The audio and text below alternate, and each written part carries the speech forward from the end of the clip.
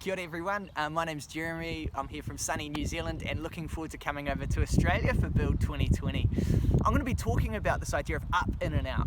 And in this increasingly secular world, men are called to hyper-individualistic lifestyles now. We're really encouraged to depend on ourselves and to turn from anything that might limit our freedom. We're told that true life is found when we're free from any commitments and we can chart our own paths. But the scriptures paint a very different picture to what the abundant life looks like. Scriptures say we find freedom within slavery to Christ. We find life when we allow ourselves to be crucified. And we're not taught to direct our lives wherever we want, but are instead called in these directions of discipleship. So we're called to move up, to fix our eyes on Christ. The scriptures have this as a central theme throughout the scriptures.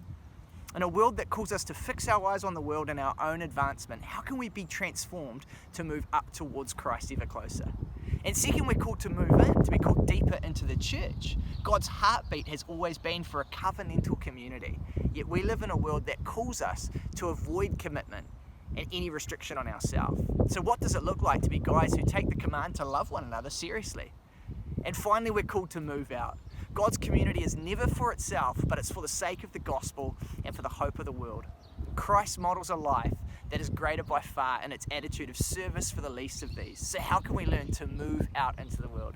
So I'm looking forward to sharing with you about how we can be guys who are moving up towards Christ, moving in together in our churches, and moving out into the world for the sake of the gospel. See you next year.